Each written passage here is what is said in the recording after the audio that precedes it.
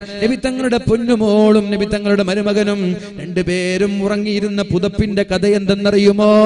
ആ പുതപ്പിൽ കിടന്നിട്ട് രാവിലെയായാൽ തന്റെ നാൽക്കാലികൾക്ക് പുല്ലിട്ട് കൊടുത്തിരുന്നത് ആ പുതപ്പിലാണ്. നാൽക്കാലികൾക്ക് ഭക്ഷണം നൽകിയിരുന്നത് ആ പുതപ്പിലാണ്. ആ പുതപ്പ് കഴുകിയിട്ടാണ് രാത്രിയിൽ ഉറങ്ങിയിരുന്നത്. ഹൈദരി ഫഖർ ഹേ. ആ ഹൈദർ റളിയല്ലാഹു അൻഹുവിനുണ്ടായ അലി തങ്ങൾക്കുണ്ടായിരുന്ന ദാരിദ്ര്യം നമ്മുടെ ജീവിതത്തിൽ നമ്മൾ അനുഭവിച്ചിട്ടുണ്ടോ? മഹാനായ ഉസ്മാൻ തങ്ങൾക്കുണ്ടായിരുന്ന ആ ഒരു സാമ്പത്തികാവസ്ഥ നമ്മൾക്കുണ്ടായിരുന്നോ? ഇനി ഉണ്ടായവർ ഉസ്മാൻ തങ്ങളെ പോലെ സ്വതക ചെയ്യുന്നുണ്ടോ? അലി തങ്ങളെ പോലെ ദരിദ്രരായ ആളുകൾ അള്ളാഹുവിന് വേണ്ടി ക്ഷമിക്കുന്നുണ്ടോ? പിന്നെ എന്ത് മുസ്ലിമാണ് നമ്മള്? നീ മുസ്ലിമാണെന്ന് പറയുന്നുണ്ടല്ലോ, നിന്റെ ആത്മാവും അവരുടെ ആത്മാവും തമ്മിൽ എന്ത് ബന്ധമാണുള്ളത്? എന്ത് ബന്ധമാണ്? മുസ്ലിം എന്ന നാമമാത്രം മുസ്ലിമായി മാറിയാൽ മതിയോ? നീ ഒരു മുസ്ലിമാണെന്ന് നീ പറഞ്ഞാൽ മതിയോ? അവരുമായി നിനക്ക് എന്ത് ബന്ധമാണുള്ളത്? ഓ സമാനേ മേ മുഅസ്സസ്തേ മുസൽമാൻ ഹോക്കർ. മുസ്ലിം എന്ന് പറയുമ്പോൾ അഭിമാനത്തോടെ നടന്നിരുന്ന ആളുകൾ ഉണ്ടായിരുന്നു. ഔർ തും ഖാർ ഹുയേ താരികേ ഖുർആൻ ഹോക്കർ. ലോകങ്ങളെല്ലാം, ലോകത്തുള്ള സാമ്രാജ്യങ്ങളെല്ലാം മുസ്ലിമീങ്ങളെ ഫോക്കസ് ചെയ്യാനും ടാർഗറ്റ് ചെയ്യാനും തുടങ്ങിയത് ഖുർആനിൽ നിന്ന് മാറി നിന്നപ്പോഴാണ്. എങ്ങനെയാണ് റഷ്യയും അമേരിക്കയും ഒരുമിച്ച് കൂടുക? ക്യാപിറ്റലിസവും സോഷ്യലിസവും എങ്ങനെയാണ് ഒരുമിച്ച് കൂടുക? പക്ഷേ പുട്ടിനും ട്രംപും ഒരുമിച്ച് കൂടുന്നത് മുസ്ലിമീങ്ങളെ തകർക്കാനാണ്. വെള്ളവും തീയും എങ്ങനെയാണ് ഒരുമിച്ച് കൂടുക? പകലും രാത്രിയും എങ്ങനെയാണ് ഒരുമിച്ച് കൂടുക? ആലോചിക്കണം നമ്മള്. റഷ്യയും അമേരിക്കയും ചങ്ങാതിമാരാവുകയാണ്. ആരാണ് റഷ്യ എന്ന് പറഞ്ഞാൽ?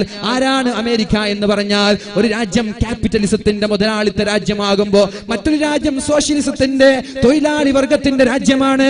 എങ്ങനെയാണ് ക്യാപിറ്റലിസവും സോഷ്യലിസവും ഒന്നിക്കുന്നത്?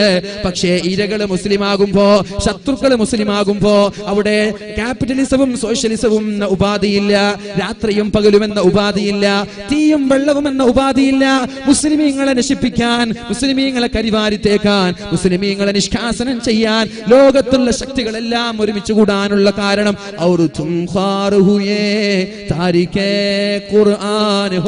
നിങ്ങൾ ഖുർആനിൽ നിന്ന് മാറി നിന്നില്ലേ?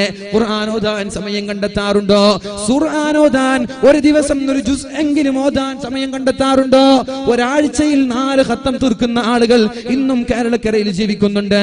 ഒരാഴ്ചയിൽ 2 ഖത്തം തീർക്കുന്നവര്, ഒരാഴ്ചയിൽ 4 ഖത്തം തീർക്കുന്നവര് ഇന്ന് കേരളക്കരയിൽ ജീവിച്ചിരിപ്പുണ്ടാകുമ്പോ ഞാൻ ചോദിക്കട്ടെ എന്റെ ചെറുപ്പക്കാരാ, ഒരു ദിവസം ഒരു ജുസ് ഓതാനുള്ള സന്മനസ് നീ കാണിക്കാറുണ്ടോ?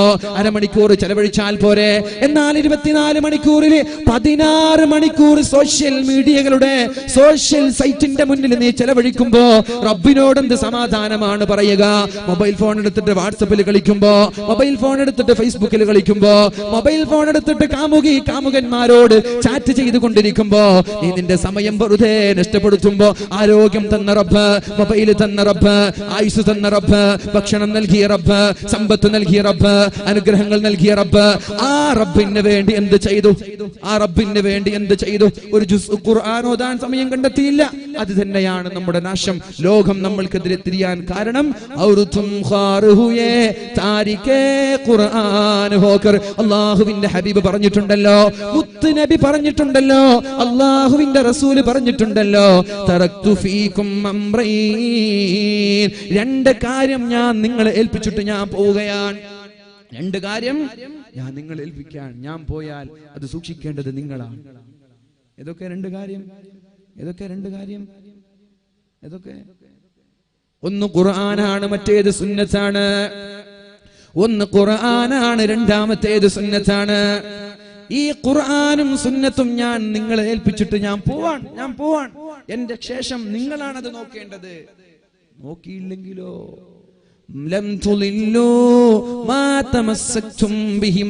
അടിവരയിട്ട് പഠിക്കേണ്ട ഹദീസാണിത്. അടിവരയിട്ട് പഠിക്കേണ്ട ഹദീസാണ് ചെറുപ്പക്കാരായത്.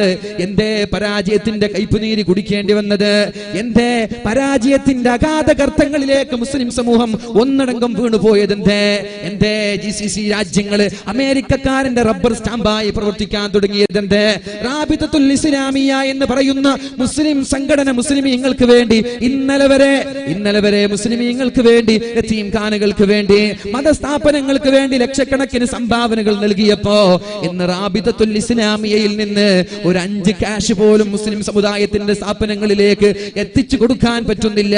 കാരണം എന്തേ?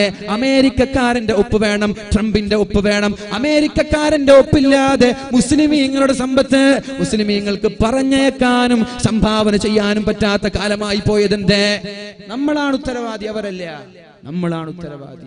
ലം തുദില്ലൂ മാ തമസ്സക്തും ബിഹിമാ. ഞാൻ തന്ന 2 കാര്യം നിങ്ങൾ മുറുകെ പിടിക്കണം. മുസാഫ് എടുത്തിട്ട് മുറുകെ പിടിക്കാനല്ല, ഖുർആൻ കൊണ്ട് ജീവിക്കണം, ഖുർആൻ ഓതണം, ഖുർആൻ പറഞ്ഞതുപോലെ ജീവിക്കണം. ഖുർആനിൽ പറഞ്ഞിട്ടില്ല റോഡ് സൈഡിൽ ഇങ്ങനെ ആടിപ്പാടി ദോശ മറിച്ചിടുന്നത് പോലെ ബൈക്ക് എടുത്തിട്ട് ഇങ്ങനെ ഓർണടിച്ചിട്ട് കല്യാണത്തിന് പോകാൻ ഖുർആൻ പറഞ്ഞിട്ടില്ല. എന്ത് സംസ്കാരാണത്? എന്ത് സംസ്കാരം? ചീഞ്ഞു നാറുന്ന സംസ്കാരം. പാശ്ചാത്യൻ പോലും ചെയ്യാൻ മടിക്കുന്ന സംസ്കാരം നമ്മൾ ചെയ്യാൻ. അല്ലാഹുവേ, പടച്ച റബ്ബേ, നീ ഞങ്ങളൊക്കെ കാക്കണേ അല്ലാ. എൻ്റെ ചെറുപ്പക്കാർക്കൊക്കെ നീ ബോധം നൽകണേ റബ്ബേ. ഇതൊക്കെ കാണുമ്പോൾ കണ്ണിൽ നിന്ന് വെള്ളം വരാറുണ്ട് പല സമയങ്ങളിൽ. എന്ത് രസമാണ് ഇതിൽ കിട്ടുന്നത് എന്ന് ആലോചിക്കുന്നത്. എന്ത് രസം, എന്ത് ടേസ്റ്റാണ് ഇതിൽ നിന്ന് ലഭിക്കുന്നത്. ഈ റോഡിൽ ചട്ടിയിട്ട് ട്രൗസർ ഇട്ട് തുള്ളിയാലും ചാടിയാലും എന്ത് രസമാണ് ഇതിൽ കിട്ടാനുള്ളത്. എന്തേ ചിന്തിക്കാത്തത്? എന്തേ ബോധം വരാത്തത്? അലം യഅ്നി, സമയമായിട്ടില്ലേ ചെറുപ്പക്കാരാ? സമയമായിട്ടില്ലേ? അലം യഅ്നി ലില്ലദീന ആമനൂ അൻ തഖ്ശഅ ഖുലൂബുഹും ലിദിക്രില്ലാഹി വമാ നസല മിനൽ ഹഖ്. പരിശുദ്ധമായ ഖുർആനിന്റെ വചനങ്ങൾ കാതോർത്തുകൊണ്ട് നന്നാവാനുള്ള സമയമായിട്ടില്ലേ? അലം യഅ്നി, സമയമായിട്ടില്ലേ ചെറുപ്പക്കാരാ? സമയമായിട്ടില്ലേ ചെറുപ്പക്കാരാ? തഖ്ശഅ ഖുലൂബുഹും ലിദിക്രില്ലാഹ്. അല്ലാഹുവിനെ പേടിച്ച് നന്നാവാനുള്ള സമയമായിട്ടില്ലേ? ആരെയാണ് കാത്തിരിക്കുന്നത്? എപ്പ നന്നാവാമെന്ന് പറഞ്ഞിട്ടാണ് ഈ കാത്തിരിക്കുന്നത്? ഈ ആഭാസങ്ങളും കോപ്രാട്ടിത്തരങ്ങളും കോമാളിത്തരങ്ങളും എന്ന് നിർത്താമെന്നാണ് നിങ്ങൾ വിചാരിച്ചത്? അലം യഅ്നി, ചെറുപ്പക്കാരാ, സമയമായിട്ടില്ലേ? സമയമായിട്ടില്ലേ? പറയൂ, ഞാൻ നന്നാവുകയാണ്. ബലാ യാ റബ്ബി വഖദ് ആൻ. അല്ലാഹുവേ, ഞാൻ നന്നാവുകയാണ്. അല്ലാഹുവേ, ഞാൻ നന്നാവുകയാണ്. ഇനി ഞാനില്ല തോന്നിവാസങ്ങൾക്ക്, കല്യാണത്തിന്റെ ആഭാസങ്ങളിലേക്ക് ഞങ്ങളില്ല. വഴിയോരങ്ങളിൽ ആളുകളെ ദ്രോഹിച്ചുകൊണ്ട് വഴിപ്പോക്കരായ ആളുകൾക്ക് അവരുടെ ശാപം വാങ്ങി കുരുത്തക്കേട് കാട്ടാൻ ഞങ്ങളില്ല. വഖദ് ആൻ, വഖദ് ആൻ, യാ റബ്ബി വഖദ് ആൻ. ഞാൻ നന്നാവാൻ, ഞാൻ നന്നാവാൻ. ആ ഒരു തീരുമാനം, ആ ഒരു പ്രതിജ്ഞ നമ്മൾ എടുക്കണം. അല്ലാഹു തൗഫീഖ് ചെയ്യട്ടെ. അല്ലാഹു റബ്ബ് സുബ്ഹാനഹു വ തആല തൗഫീഖ് നൽകുമാറാവട്ടെ. പറഞ്ഞു വരുന്നത്, കഞ്ചാവിന്റെ അഡിക്റ്റ് ആയി പോവരുത്. കള്ള് കുടിപ്പിക്കട്ടെ. മത്തായി പോയാൽ കാല് മുറിക്കാൻ എളുപ്പമല്ലേ? വേണ്ട, ഹറാം കൊണ്ട് എന്റെ ശരീരത്തെ ചികിത്സിക്കരുത്. അവസാനം പറഞ്ഞത്, ബലാമായി നിങ്ങളുടെ ശരീരത്തെ 4-5 ആളുകൾ പിടിച്ചിട്ട് കൈയും കാലും കെട്ടിയിട്ട് നിങ്ങളുടെ കാല് മുറിക്കട്ടെ. വേണ്ട, ഇതിനേക്കാളും എളുപ്പവഴി ഞാൻ നിങ്ങൾക്ക് പറഞ്ഞു തരാം. സമയം 12:03 ഞാൻ പറഞ്ഞ സമയം കഴിഞ്ഞു. ഇനി ഒരു 10 മിനിറ്റ് കൂടി ഞാൻ നിങ്ങളോട് സംവാദം ചോദിക്കുകയാണ്. കുഴപ്പമൊന്നുമില്ലല്ലോ? കുഴപ്പമൊന്നുമില്ലല്ലോ? ഒരു 10 മിനിറ്റ് ഇൻഷാ അല്ലാഹ്. അതുകൊണ്ട് മഹാനായ ഉർവത്ത് ഇബ്നു സുബൈർ റളിയല്ലാഹു അൻഹു, അല്ലാഹുവിന്റെ ഹബീബിന്റെ പ്രിയപ്പെട്ട സ്വഹാബി ചോദിക്കുകയാണ്, പറയുകയാണ്, ബലമായിട്ട് എന്റെ കാല് മുറിക്കണ്ട, അതിനൊരു പരിഹാരം ഞാൻ തരാം. എന്താണ് ആ പരിഹാരം? വുളൂ ചെയ്തു നിസ്കാരത്തിലേക്ക് കടന്നു വന്നു. ബിസ്മില്ലാഹിർ റഹ്മാനിർ റഹീം. അൽഹംദുലില്ലാഹി റബ്ബിൽ ആലമീൻ അർറഹ്മാനിർ റഹീം മാലികി യൗമിദ്ദീൻ ഇയ്യാക നഅ്ബുദു വ ഇയ്യാക നസ്തഈൻ. ഫാത്തിഹ ഓതി, സൂറത്ത് ഓതി, റുകൂ ചെയ്തു, സുജൂദിൽ പോയി. അദ്ദേഹം പറഞ്ഞിരുന്നു, ഞാൻ സുജൂദിൽ പോയാൽ എനിക്ക് പിന്നെ പരിസര ബോധം ഉണ്ടാവൂല. എൻ്റെ കാമുകനുമായി റബ്ബുമായി സംസാരത്തിലായിരിക്കും. കാമുകനാരാ? നമ്മുടെ കാമുകനാരാ? നമ്മുടെ കാമുകിയാരാ? റബ്ബാണ്.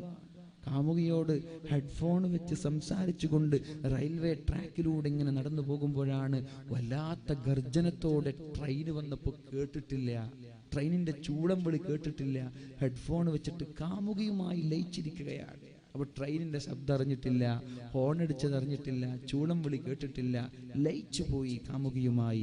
അതേപോലെ യഥാർത്ഥ കാമുകനായ റബ്ബുമായി സുജൂദിൽ ലയിക്കുകയാണ്. ഞാനങ്ങനെ ലയിച്ചാൽ നിങ്ങൾ എൻ്റെ കാല് മുറിച്ചു മാറ്റണം. അദ്ദേഹം സുജൂദിൽ കിടന്നു, സുജൂദിൽ കിടന്നു. നിഷ്ഠരനായി, പരിസരബോധമില്ല. ഡോക്ടർമാർ ഓടി വന്ന് കാല് മുറിച്ചു മാറ്റി. കാലിൽ നിന്ന് രക്തം ഇങ്ങനെ ഒഴുകുകയാണ്. ഒഴുകുമ്പോൾ ശക്തമായ ചുട്ടുപൊള്ളുന്ന എണ്ണ കൊണ്ടുവന്ന് രക്തം ഒഴുകാതിരിക്കാൻ ആ കാലിലേക്ക് ചുട്ടുപൊള്ളുന്ന തിളച്ചുമറിയുന്ന എണ്ണ വെച്ചപ്പോ അദ്ദേഹം റളീനാ ബില്ലാഹി റബ്ബാ വബിൽ ഇസ്ലാമി ദീനൻ വബിമുഹമ്മദിൻ നബിയാ എന്ന് പറഞ്ഞു ബോധം കെട്ട് നിലത്ത് വീണു. കാല് പച്ചക്കാലിങ്ങനെ മുറിക്കാൻ. മീശ എടുക്കുമ്പോ ചുണ്ട് മുറിഞ്ഞാ പഠിച്ചു ഓടിപ്പോകൂല നമ്മള് അല്ലെ? മീശ എടുക്കുമ്പോ ചുണ്ടെങ്ങാനും കത്രിക കൊണ്ടാ മതി, നമ്മൾ ഓടിപ്പോകൂലേ? നമ്മൾ ആലോചിക്കണം, കാല് തൊട ഇങ്ങനെ മുറിച്ചു മാറ്റി രക്തം ഒഴുകുമ്പോ രക്തം ഒഴുകാതിരിക്കാൻ ശക്തമായി തിളച്ചു മറിയുന്ന എണ്ണയിൽ മുക്കി. അപ്പൊ ബോധം കെട്ടു. റളീനാ ബില്ലാഹി റബ്ബാ വബിൽ ഇസ്ലാമി ദീനൻ വബിമുഹമ്മദിൻ നബിയാ. അല്ലാഹുവേ നീ എന്റെ റബ്ബാണെന്നും എന്റെ ഹബീബ് പ്രവാചകനാണെന്നും നിന്റെ ദീനാണ് ഏറ്റവും നല്ല മതമെന്നും ഞാൻ വിശ്വസിക്കുന്നു എന്ന് പറഞ്ഞിട്ട് അദ്ദേഹം ബോധം കെട്ട് നിലത്ത് വീണു. പക്ഷേ ആ ബോധം കെട്ട് നിലത്ത് വീണതിനിടയിൽ അദ്ദേഹത്തിന്റെ മുഹമ്മദ് എന്ന് പറയുന്ന കൊച്ചുമോനെ ഒട്ടകം ചവിട്ടിക്കൊല്ലുകയുണ്ടായി. കൂനിന്മേൽ കുരു എന്ന് പറയലിതാണ്. ഒരു പ്രയാസം, അതിന്റെ മുകളിൽ മറൊരു പ്രയാസം. നൂറുൻ അലാ നൂർ, പ്രകാശത്തിന്റെ മേൽ പ്രകാശം, പ്രയാസത്തിന്റെ മേൽ പ്രയാസം. കാല് മുറിച്ച് ബോധം കെട്ട് കിടക്കുമ്പോ പൊന്നുമോനെ ഒട്ടകം ചവിട്ടിക്കുന്നു. ആളുകൾ സംശയത്തിലായി. എന്താ ഇപ്പൊ പറയാ? കണ്ണു തുറന്നാൽ ഏത് വിഷയത്തിലാ സമാധാനിപ്പിക്കുക? അവര് പറഞ്ഞു, ബോധം തുറന്നപ്പോ കണ്ണു തുറന്നപ്പോ പറഞ്ഞു, അല്ലാഹു നിങ്ങൾക്ക് പ്രതിഫലം തരട്ടെ, അല്ലാഹു നിങ്ങൾക്ക് പ്രതിഫലം തരട്ടെ. നിങ്ങളുടെ മകൻ മരിച്ചു പോയല്ലോ. ഇന്നാ ലില്ലാഹി വ ഇന്നാ ഇലൈഹി റാജിഊൻ. അല്ലാഹു തന്നതല്ലേ അല്ലാഹു കൊണ്ടുപോയത്. 4 മക്കളെ അല്ലാഹു എനിക്ക് തന്നു. അതിൽ നിന്ന് ഒരു മകനെയല്ലേ അല്ലാഹു കൊണ്ടുപോയത്. ഇത് നമ്മൾ പഠിക്കേണ്ട ഹദീസാണ്, പഠിക്കേണ്ട ചരിത്രമാണ്. നമ്മൾക്ക് ആരുണ്ട്? റോൾ മോഡൽ ഉണ്ട്. ഉർവ, ആർതർ ആഷ് എന്ന് പറയുന്ന ടെന്നീസ് കളിക്കാരന് ഉർവ എന്തല്ല റോൾ മോഡൽ അല്ല, നമ്മളെ റോൾ മോഡലാണ് ഉർവ റളിയല്ലാഹു അൻഹു. അദ്ദേഹം പറയാൻ, അല്ലാഹുവേ 4 മക്കളെ തന്നിട്ട് ഒരു മകനെയല്ലേ നീ കൊണ്ടുപോയത്. അൽഹംദുലില്ലാഹ് 3 മക്കളെ നീ ഇവിടെ ബാക്കി വെച്ചല്ലോ. ഇത് പറയാൻ നമ്മൾക്ക് പറ്റുമോ? ഇത് പറയാൻ നമ്മൾക്ക് പറ്റുമോ? നമ്മൾ ആലോചിക്കണം. നമ്മുടെ മകൻ മരിച്ചാല് പെണ്ണുങ്ങൾ തലക്കടിച്ചു, തലമുടിയൊക്കെ പിരിച്ചെടുത്തു, കുപ്പായം കയറി, ഒച്ച വെച്ചു, ഒട്ടാസിച്ചു. എന്ത് നേട്ടം? മരിച്ച മകൻ തിരിച്ചു കിട്ടുമോ? മരിച്ചുപോയ മകൻ പുനർജനിക്കോ? ഇല്ല. എന്ത് നേട്ടം? അതുകൊണ്ട് പെണ്ണുങ്ങളോട് പറയാണ്, ഇന്നാ ലില്ലാഹി വ ഇന്നാ ഇലൈഹി റാജിഊൻ. അല്ലാഹുമ്മ അജ്ർനി ഫീ മുസീബതി വ അഖ്ലിഫ് ലീ ഖൈറൻ മിൻഹാ. ഈ ഒരു ദിക്ർ നിങ്ങൾ കാണാതെ പഠിക്കണം. ഈ ഒരു ദിക്ർ നിങ്ങൾ കാണാതെ പഠിച്ചാൽ നിങ്ങളുടെ ജീവിതത്തിൽ ഏറ്റവും വലിയ നേട്ടമായിരിക്കും. നിങ്ങളുടെ ജീവിതത്തിൽ എന്തു പ്രയാസം വന്നാലും ഉടനെ പറയണം, ഇന്നാ ലില്ലാഹി വ ഇന്നാ ഇലൈഹി റാജിഊൻ. അതെല്ലാവർക്കും അറിയാം അല്ലേ? അതെല്ലാവർക്കും അറിയാം. അതിനുശേഷം ഒരു ദിക്റുണ്ട്, അല്ലാഹുമ്മ അജ്ർനി ഫീ മുസീബതി. ഈ എനിക്ക് വന്ന മുസീബത്തിൽ ഞാൻ ക്ഷമിക്കുകയാണല്ലാ. എന്താ മുസീബത്ത്? എന്റെ മകൻ മരിച്ചു, ഞാൻ ക്ഷമിക്കുകയാണല്ലാ. അല്ലാഹുമ്മ അജ്ർനി ഫീ മുസീബതി. എന്റെ പൊന്നുമോൻ മരിച്ചുപോയി, അത് ഞാൻ ക്ഷമിച്ചത് കാരണം എനിക്ക് നീ കൂലി തരണേ അല്ലാ, എനിക്ക് നീ പ്രതിഫലം തരണേ അല്ലാ. വ അഖ്ലിഫ് ലീ ഖൈറൻ മിൻഹാ. ഈ മകന് പകരം നല്ല ഒരു പകരക്കാരനെ എനിക്ക് തരണേ അല്ലാ. ഈ ഒരു ദിക്ർ നമ്മുടെ ജീവിതത്തിൽ പതിവാക്കിയാൽ മരിച്ചുപോയ മകനേക്കാളും നല്ലൊരു പകരം അല്ലാഹു നമ്മൾക്ക് നൽകുമെന്നതിൽ സംശയമില്ല. ഒരാളെ കയ്യിൽ ഐഫോൺ 5 ആണ് ഉണ്ടായിരുന്നത്. ഐഫോൺ 5 പോകുന്ന വഴിയിൽ ബസ് ആരോ പോക്കറ്റ് അടിച്ചു. വീട്ടിലെത്തി നോക്കുമ്പോൾ ഐഫോൺ 5 അതന്നെ ഉപ്പാന്റെ കാലും കൈയും പിടിച്ചിട്ട്, ഉപ്പ എനിക്കൊരു ഐഫോൺ വേണം, ഒരു ആപ്പിൾ വേണമെന്ന് പറഞ്ഞിട്ട് ചോദിച്ചതാ. അങ്ങനെ ഉപ്പ കൊടുത്തതാ. 2 ദിവസമാകുമ്പോൾ അത് പോക്കറ്റ് അടിച്ചു. എന്താ പിന്നെ ചെയ്യാ? ഇന്നാ ലില്ലാഹി വ ഇന്നാ ഇലൈഹി റാജിഊൻ. അല്ലാഹുമ്മ അജ്ർനി ഫീ മുസീബതി വ അഖ്ലിഫ് ലീ ഖൈറൻ മിൻഹാ. അല്ലാഹുവേ, എന്റെ ആപ്പിൾ 5 നഷ്ടപ്പെട്ടു പോയിരിക്കുകയാണ്, അതിൽ ഞാൻ ക്ഷമിക്കുകയാണ്. വ അഖ്ലിഫ് ലീ ഖൈറൻ മിൻഹാ. ഇതിനേക്കാളും നല്ല ഒന്ന് എനിക്ക് പകരം തരണേ. ഈ ഒരു ദിക്ർ ജീവിതത്തിൽ പതിവാക്കിയാൽ ആപ്പിൾ 6 നിങ്ങൾ അറിയാതെ നിങ്ങൾക്ക് കിട്ടും. ഞാൻ പറയല്ല, ഞാൻ ഉദാഹരണം ആപ്പിൾ ആക്കിയതാണ്. നമ്മുടെയൊക്കെ ഒരു താല്പര്യമാണല്ലോ ആപ്പിൾ എന്ന് പറഞ്ഞ അല്ലേ? ഇല്ലാത്തവനും ഉള്ളവനൊക്കെ പിടിക്കുന്ന ഒരു സാധനമാണല്ലോ, അതുകൊണ്ട് പറഞ്ഞ. അപ്പോ ആപ്പിൾ 5 ആണ് നഷ്ടപ്പെട്ടത്. ദുആ ചെയ്തത് എന്താ? അല്ലാഹുവേ ഞാൻ ക്ഷമിക്കുകയാണ്, എന്റെ ആപ്പിൾ പോയി, ഞാൻ ക്ഷമിക്കുകയാണ്, എനിക്ക് ഇതിനേക്കാളും പകരം നീ തരണം. ഈ ദിക്ർ ഇങ്ങനെ പതിവാക്ക്. അല്ലാഹുമ്മ അജ്ർനി ഫീ മുസീബത്തി വഅഖ്ലിഫ് ലി ഖൈറൻ മിൻഹാ. അല്ലാഹുമ്മ അജ്ർനി ഫീ മുസീബത്തി വഅഖ്ലിഫ് ലി ഖൈറൻ മിൻഹാ. അല്ലാഹുമ്മ അജ്ർനി ഫീ മുസീബത്തി വഅഖ്ലിഫ് ലി ഖൈറൻ മിൻഹാ. നിങ്ങൾ പേടിക്കേണ്ട, നിങ്ങളുടെ ആപ്പിൾ 5 പകരം 6ഉം 7ഉം പടച്ചോൻ തരും. ഇത് അല്ലാഹുവിന്റെ നിയന്ത്രണമാണ്. അല്ലാഹു നൽകട്ടെ, അല്ലാഹു നൽകട്ടെ.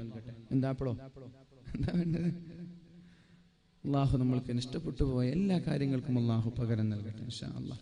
അപ്പൊ ഞാൻ എന്റെ വാക്കുകൾ ഉപസംഹരിക്കാൻ പോവാണ്. മഹാനായ ഉർവത്ത് ഇബ്നു സുബൈർ റളിയല്ലാഹു അൻഹു പറഞ്ഞു, എനിക്ക് 4 മക്കൾ ഉണ്ടായിട്ട് ഒരു മകൻ അല്ലാഹു കൊണ്ടുപോയി. അൽഹംദുലില്ലാഹ് 3 എണ്ണം ബാക്കിയുണ്ടല്ലോ.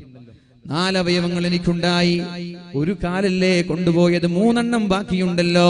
2 കാലും 2 കൈകളും തന്നിട്ട് ഒരു കാല് മാത്രം ബാക്കി, ഒരു കാല് മാത്രം കൊണ്ടുപോയി, 3 എണ്ണം നീ ബാക്കി വെച്ചല്ലോ. അൽഹംദുലില്ലാഹ് എന്ന് പറയാനുള്ള ഈമാനാണ് നമ്മൾക്ക് വേണ്ടത്.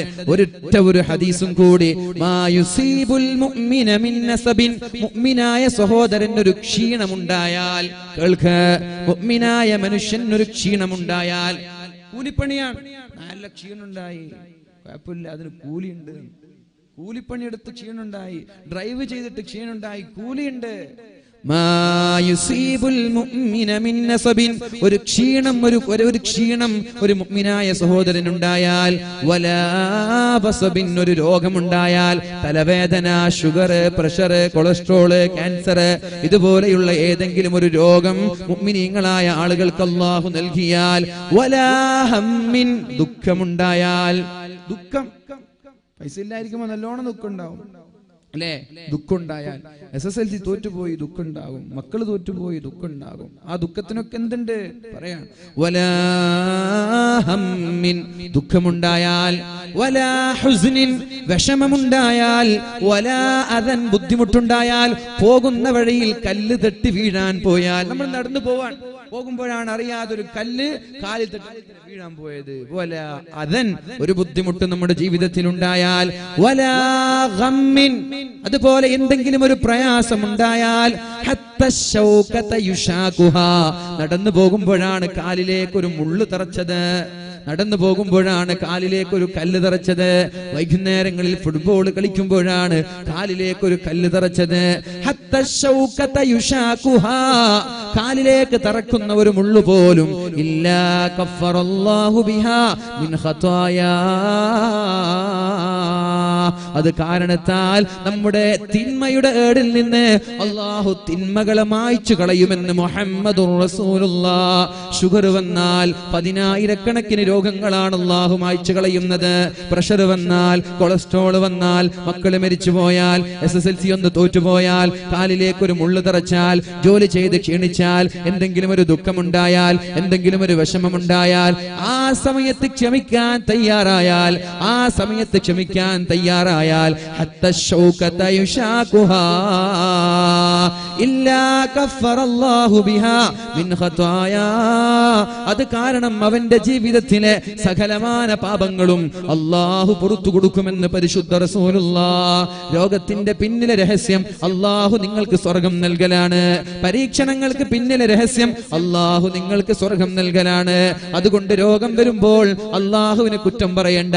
ഇഷ്ടമില്ലാത്തത് കൊണ്ടല്ല രോഗം തന്നത്, ഇഷ്ടമില്ലാത്തത് കൊണ്ടല്ല പരീക്ഷണം തന്നത്. ഇന്നല്ലാഹ, അല്ലാഹു ഒരാൾക്ക് സ്വർഗത്തിന്റെ 100-ാമത്തെ തട്ട് നൽകാൻ തീരുമാനിച്ചോ, അമല് കൊണ്ട് അയാൾ ആ 100-ാമത്തെ തട്ടിലേക്ക് എത്തിയില്ലെങ്കിൽ രോഗം നൽകിക്കൊണ്ട് അല്ലാഹു ആ 100-ാമത്തെ തട്ടിലേക്ക് എത്തിക്കും. മക്കളെ എന്തെങ്കിലും മക്കളിൽ ഒരു പ്രയാസം നൽകിക്കൊണ്ട് 100-ാമത്തെ ദർജയിൽ എത്തിക്കും. അതുപോലെ സാമ്പത്തികമായ പ്രതിസന്ധി നൽകിക്കൊണ്ട് അല്ലാഹു അയാളെ 100-ാമത്തെ തട്ടിലേക്ക് എത്തിക്കും. നിസ്കാരമില്ല, നോമ്പില്ല, വലിയ അമലൊന്നുമില്ല, പക്ഷേ വലിയ കടക്കാരനായി, കാശ് ഇല്ലാത്ത ദരിദ്രനായി ജീവിച്ചു. അതിലൊക്കെ അല്ലാഹു തന്നതല്ലേ, കുഴപ്പമില്ല, ഞാൻ ക്ഷമിച്ചോളാം. മക്കൾക്ക് 4 മക്കളാണ്, 4 മക്കൾക്കും ക്യാൻസറാണ്. അങ്ങനെ ആളില്ലേ? 2 കൈയില്ലാത്ത ഉപ്പമാരില്ല, മക്കൾക്ക് 2 കൈയില്ല. അങ്ങനെ എത്ര ഉപ്പമാരുണ്ട്?